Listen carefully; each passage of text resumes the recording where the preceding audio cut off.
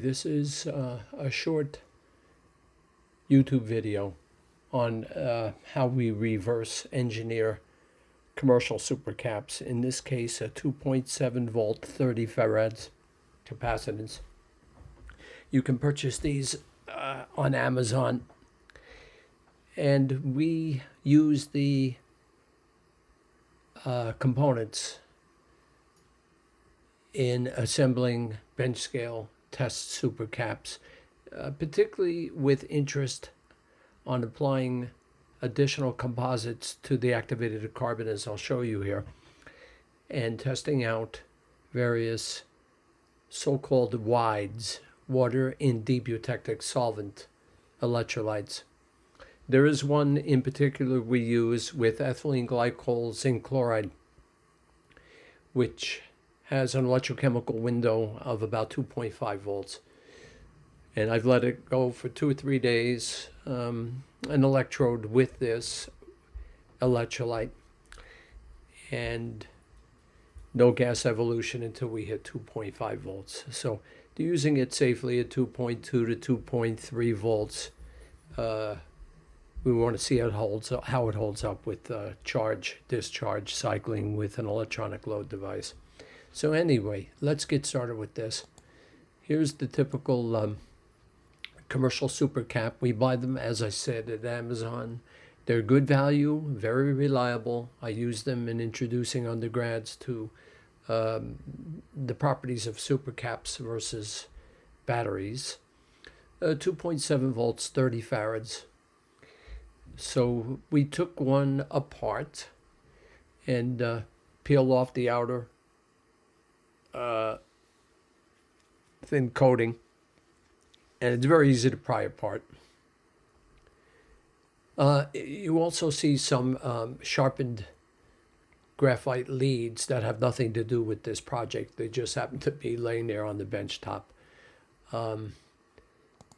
Okay, so after you peel off the outer jacket, you can see the cylindrical, the rolled up, the electrodes, the current collector rolled up inside. There's a little bit of golden amber looking tape holding it apart. And you could see the rubber septum to prevent the electrolyte from escaping. Now this is a 2.7 volt supercap, so you know right away it's not going to have a water-based electrolyte because the window for water electrolysis is somewhere on or about 1.23 volts. So this is, and I could tell right away from experience, when I opened this up, I could smell the characteristic odor of a carbonate, and it's probably a tetrafluoroborate electrolyte in it, bringing it up to 2.7 volts. When I charge them up, I go to 2.75 volts, never above that, and these are very cost effective. So we'll rip one apart. Now we'll do at our campus a scanning electron microscope, and we also, with that, will be doing the associated EDX, energy dispersive X-ray spectroscopy, and that can tell us what metals are present. I recently worked with a lead electrode, manufactured in Vietnam, and we did not detect any antimony or tin, all the way down to 0.75% lower limit of detection, and we could not see it. Any contamination, just lead. And sulfur, because there was lead sulfate on the surface. So I was surprised by that, but some of these newer lead electrodes are using rather pure lead. But anyway, that's another subject. So we peel off that tape, that amber tape, to unravel this. And these leads are, I presume, aluminum. And once again, we will analyze that. And we stretch it out on the tray, unravel and stretch out. Up here you see the paper at the top. More about that in a minute or two. And we stretch them out. Now, what did I write down for this? Let's see if I can find out the dimensions. Oh boy.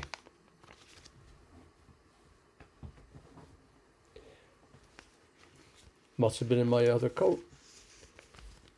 It's about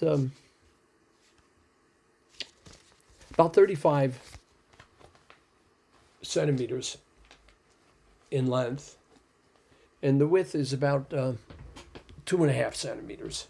I'll put the exact amount, the dimensions. I'll upload that after I post this. And what you have then, you can see the two leads, and these leads are actually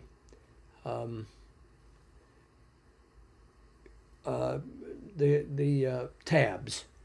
Okay, with my students I call them leads for connecting to an E-load device or some other power source. And those are the tabs, presumably aluminum. Let's see if we can get a closer look. This is a section of nickel to the left. I'll have my students, as they need tabs, cut a thin section of nickel, and we will punch it into the both sides of this underlying aluminum current collector. Now, how do they attach the ones inside the supercap? It's probably done by welding, either ultrasonic, laser, or spot welding, to get a good connection to the aluminum current collector, and that keeps any problems with ESR, electrolytic series resistance. You want to keep that ESR down, and you want to have a good connection there. My students will use the ones here, but with the additional length of the aluminum with this activated carbon, we would then attach the nickel to both sides. Now, what you also see is with interest, both sides of this are coated with activated carbon. So we'll bring you up to the next slide. And you can see that I etched the one on the right. Now, it's double-sided. Both sides of the presumably the aluminum current collector. I scratched a little bit of the activated carbon off. We will also study that by SEM. And I would not be surprised there's also some conductive carbon black or expanded graphite to boost conductivity. And of course, the activated carbon is essential for getting decent capacitance measured in farads because of the incredible surface area of activated carbon. Now, we develop our own composites, which we will be testing, and we will, in some cases, adhere our composites to the front and reverse of this aluminum current collector. So it's double-sided, and in industry, they're probably using with the slurry of activated carbon, presumably with some boosting conductive components such as carbon black or expanded graphite. They would apply it by slurry, compress it with rollers, heat rolling, and it's called calendarize, CALENDER, calendarize. That's a mechanical engineering fabrication term. My students will heat press any composite that we place on this to boost capacitance, and we will press it and heat it to a certain temperature because you want uniformity. We apply by brush, and we will actually put several layers of our composite on this, but one layer at a time with drying, and do that a number of times, 4 or 5 times. And we'll be able to see if we boost the capacitance. And of course, we'll have a control one here where we don't add anything to it, but double-sided and with the tabs in place. And of course, you need a separator. And what I fished out of here, presumably, is non-woven cellulose paper. It's a standard in industry. It's non-woven. And I could tell as soon as I put it in water to soak, it's somewhat fragile. And that's your separator. So I'll let them soak and we'll see if we can reuse them. But we actually will be using glass fiber mat. Anyone who's worked in a laboratory knows that if you do filtrations, you sometimes are using what they call fiberglass filter paper. But in this application, not filtration, but as a separator, we refer to it as glass fiber mat. And we have matting used with, for example, lead acid batteries, but we also have the filter paper. And if this cannot be recycled, reused, if it's too fragile after washing and drying, then we would use the glass fiber mat. Here's another view of it. I know after I put it in the water to soak, it was losing morphology very easily.